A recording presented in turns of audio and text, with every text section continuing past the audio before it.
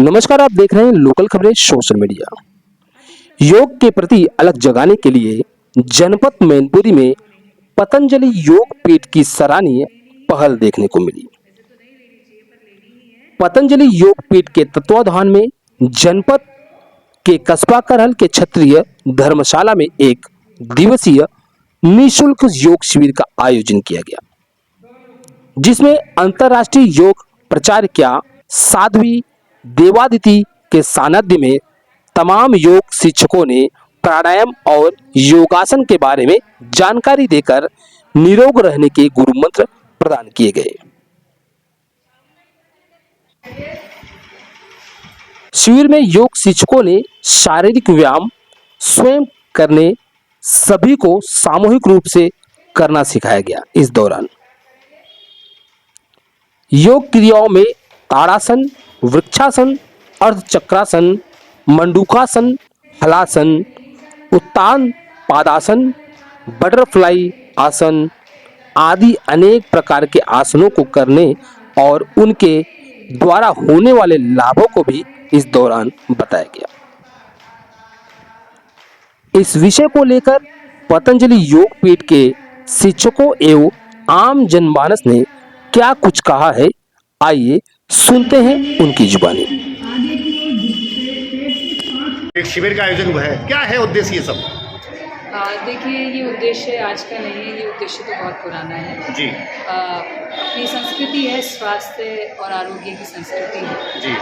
और इससे कहीं ना कहीं हम विमुख हुए, क्योंकि हम अपनी संस्कृति को भूले तो अपनी संस्कृति के माध्यम से जो आरोग्य सूत्र हैं उनको भी भूल गए।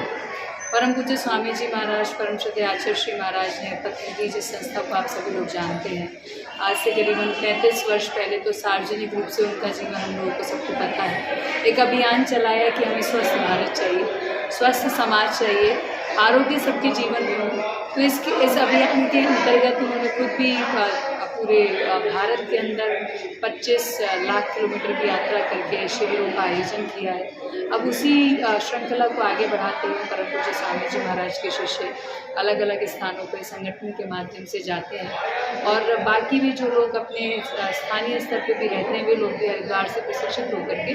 अच्छा, आज आप करहल पहुँची हैं तो योग शिविर में क्या संदेश दिया आपने वहाँ?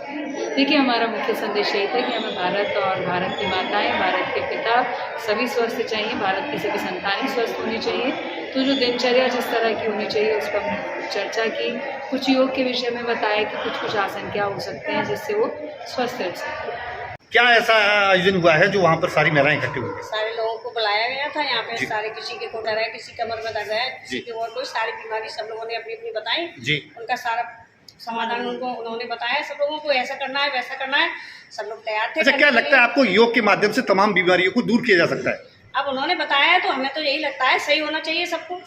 क्या लगता है कि इन जो बताए गए हैं, उनके आदेश बताए गए, निर्देश बताए, उनका पालन होना चाहिए? होना चाहिए, बिल्कुल होना चाहिए। हम तो कह रहे हैं बिल्कुल होना चाहिए, सब लोगों को आना भी चाहिए। Thank you.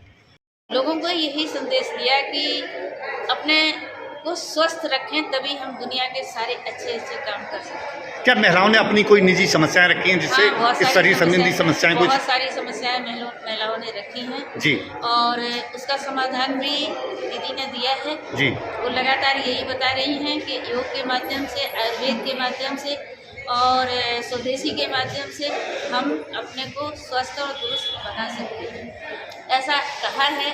और मेरी समझ से महिलाओं ने बहुत कुछ अच्छा समझ लिया है। आगे ऐसा है, इसी श्रृंखला, इसी चीज़ को पूरा करने के लिए महिला पतंजलि योग समिति मैनपुरी के द्वारा हम आप करहल की सारी क्षेत्र की महिलाओं के लिए क्या संदेश देकर के जा रही हैं? यही संदेश दे रहे हैं कि आप सभी योग करो।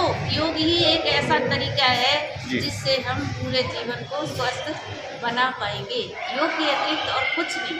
आप कितनी दवाइयाँ खा लें, कितना ही और तरह के प्रयोग कर लें, कुछ भी करें, कोई फ़ायदा नहीं होगा। फ़ायदा तभी होगा जब आप योग करें।